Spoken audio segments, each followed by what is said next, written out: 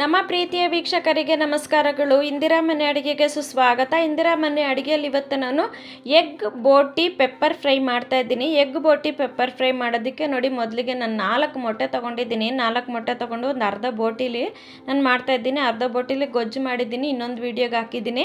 ಈ ವಿಡಿಯೋಗೆ ಇದು ಮಾಡ್ತಾಯಿದ್ದೀನಿ. ಬೋಟಿ ಮೊದಲಿಗೆ ಹೇಗೆ ಬೇಯಿಸ್ಕೊಳ್ಳೋದಂತಲೇ ನಾನು ಒಂದು 20 ಸಾರಿ ತೊಳೆದಿದ್ದೀನಿ. 20 ಸಾರಿ ಬಿಸಿನೀರು ಮತ್ತು ಸುಣ್ಣ ಎಲ್ಲ ಹಾಕಿ ನಾನು ಚೆನ್ನಾಗಿ ತೊಳ್ಕೊಂಡಿದ್ದೀನಿ. ಚೆನ್ನಾಗಿ ತೊಳ್ಕೊಂಡಿರೋ ಬೋಟಿನ ಸೇರಿಸ್ಕೊಂಡಿದ್ದೀನಿ. ನೋಡಿ ಯಾವ ಥರ ತೊಳೆದಿದೆ ಅಂತ ನಿಮಗೆ ಗೊತ್ತಾಗ್ತಿದೆ, ಯಾವ ಥರ ಕ್ಲೀನಾಗಿ ತೊಳೆದಿದೆ ಅಂತೇಳಿ.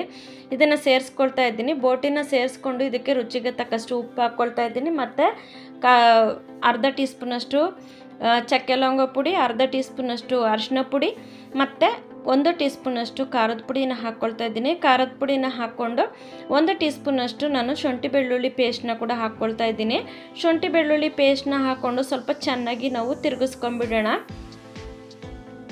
ಸ್ವಲ್ಪ ಚೆನ್ನಾಗಿ ತಿರುಗಿಸ್ಕೋಬೇಕಾಗುತ್ತೆ. ಸ್ವಲ್ಪ ಚೆನ್ನಾಗಿ ಸೌಟಲ್ಲಿ ನಾವು ತಿರುಗಿಸ್ಕೊಂಡು ಮಿಕ್ಸ್ ಮಾಡಿ, ಉಪ್ಪು ಖಾರ ಎಲ್ಲ ಚೆನ್ನಾಗಿ ಮಿಕ್ಸ್ ಆಗೋ ತನಕ ನಾವು ಮಿಕ್ಸ್ ಮಾಡಬೇಕಾಗುತ್ತೆ. ಮಿಕ್ಸ್ ಮಾಡಿಕೊಂಡು ಇವಾಗ ನಾವು ಒಂದು ಲಿಡ್ನ ಕ್ಲೋಸ್ ಮಾಡೋಣ. ಕುಕ್ಕರ್ ಲಿಡ್ನ ಕ್ಲೋಸ್ ಮಾಡಿ ಒಂದು 5 ವಿಷಲ್ ಬರ್ಸ್ಕೊಳ್ಳೋಣ.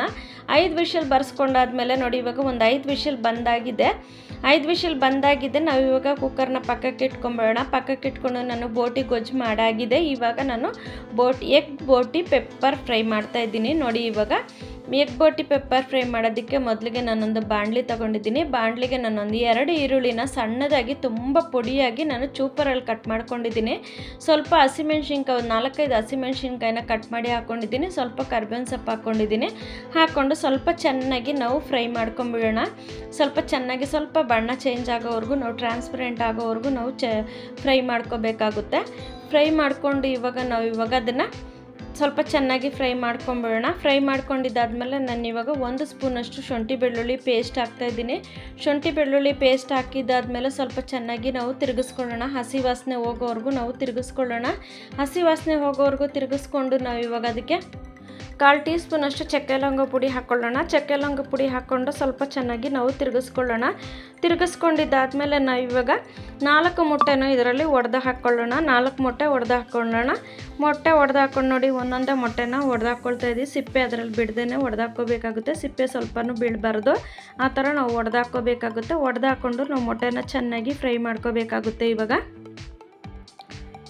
4 ಮೊಟ್ಟೆನೂ ಹಾಕಿದ್ದೀನಿ. ನೋಡಿ, 4 ಮೊಟ್ಟೆ ಹಾಕಿದ್ದೀನಿ, ಸಾಕನ್ಸುತ್ತೆ. ಮೊಟ್ಟೆ ಜಾಸ್ತಿ ಹಾಕ್ಬಿಟ್ರೆ ಚೆನ್ನಾಗಿರೋದಿಲ್ಲ, ಬೋಟಿ ಕಾಣೋದಿಲ್ಲ. ಅದಕ್ಕೋಸ್ಕರ ನೋಡಿ, ಇವಾಗ ಮೊಟ್ಟೆನ ಅರ್ಧಂಬರ್ಧ ನಾವು ಫ್ರೈ ಮಾಡ್ಕೋಬೇಕಾಗುತ್ತೆ. ತುಂಬ ಫ್ರೈ ಮಾಡಬಾರ್ದು. ಉಪ್ಪು ಖಾರ ಎಲ್ಲ ಉಪ್ಪು ನಾವು ಬೋಟಿಲೇ ಹಾಕಿದ್ದೀವಿ, ಹಾಗಾಗಿ ನಾನು ಉಪ್ಪು ಹಾಕ್ತಿಲ್ಲ. ಇವಾಗ ಬೋಟಿನ ಹಾಕ್ಕೊಳ್ತಿದ್ದೀನಿ. ನೋಡಿ, ಸ್ವಲ್ಪ ಫ್ರೈ ಆಗಿದ ತಕ್ಷಣ ಮೊಟ್ಟೆ ಬೋಟಿ ಎರಡೂ ಚೆನ್ನಾಗಿ ಎಗ್ ಬುರ್ಜ್ ಥರ ನಮಗೆ ಫ್ರೈ ಮಾಡ್ಕೋಬೇಕಾಗುತ್ತೆ. ಇವಾಗ ನೋಡಿ, ಚೆನ್ನಾಗಿ ಬೋಟಿ ಎಲ್ಲ ಹಾಕ್ಕೊಳ್ತಾ ಇದ್ದೀನಿ. ಅರ್ಧ ಬೋಟಿ ನಾನು ಗೊಜ್ಜು ಮಾಡಿದ್ದೆ, ಅರ್ಧ ಬೋಟಿನ ಇವಾಗ ಫ್ರೈ ಮಾಡ್ತಾ ಇದ್ದೀನಿ. ನೋಡಿ, ಇವಾಗ ಚೆನ್ನಾಗಿ ಫ್ರೈ ಮಾಡ್ಕೋಬೇಕಾಗುತ್ತೆ. ನಾವು ಮೀಡಿಯಮ್ ಉರಿನಲ್ಲಿ ಇಟ್ಕೊಂಡು ಚೆನ್ನಾಗಿ ಫ್ರೈ ಮಾಡ್ಕೋಬೇಕಾಗುತ್ತೆ.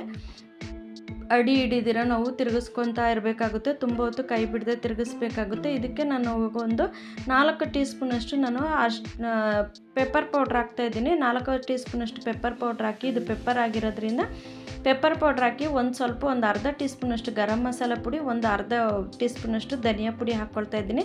ಧನಿಯಾ ಪುಡಿ ಹಾಕ್ಕೊಂಡು ನಾವು ಚೆನ್ನಾಗಿ ತಿರುಗಿಸ್ಕೊಳ್ಳೋಣ. ಇವಾಗ ಸ್ವಲ್ಪ ಚೆನ್ನಾಗಿ ನಾವು ಮೊಟ್ಟೆ ಎಲ್ಲ ಎಗ್ ಬುರ್ಜ್ ಥರ ಚೆನ್ನಾಗಿ ಫ್ರೈ ಆಗೋವರೆಗೂ ನಾವು ತಿರುಗಿಸ್ಕೋಬೇಕಾಗುತ್ತೆ. ಕೈ ಬಿಡ್ದೇ ತಿರುಗಿಸ್ಕೋಬೇಕಾಗುತ್ತೆ. ನೋಡಿ, ಎಗ್ ಬುರ್ಜ್ ಥರ ಮೊಟ್ಟೆ ಎಲ್ಲ ಫ್ರೈ ಆಗಿದೆ. ಇವಾಗ ಕೊತ್ತಂಬರಿ ಸೊಪ್ಪು ಹಾಕ್ಬಿಟ್ಟು ನಾವು ತಿರುಗಿಸ್ಕೊಂಡ್ರೆ ಎಗ್ ಬೋಟಿ ಪೆಪ್ಪರ್ ಫ್ರೈ ರೆಡಿಯಾಗಿದೆ. ನೀವು ಮನೇಲಿ ಮಾಡಿ ನೋಡಿ, ಹೇಗೆ ಅನ್ನಿಸ್ತು ಅಂತ ನಮಗೆ ಕಮೆಂಟ್ ಬಾಕ್ಸಲ್ಲಿ ತಿಳಿಸಿ. ನಮಗೆ ಮೊದಲನೇ ಸಾರಿ ಯಾರಾದರೂ ನೋಡ್ತಿದ್ರೆ ಸಬ್ಸ್ಕ್ರೈಬ್ ಮಾಡಿ, ಬೆಲ್ ಬಟನ್ ಒತ್ತಿ, ನಮಗೆ ಕಮೆಂಟ್ ಮಾಡೋದನ್ನು ಮರಿಬೇಡಿ. ಲೈಕ್ ಕೊಡೋದನ್ನು ಮರಿಬೇಡಿ.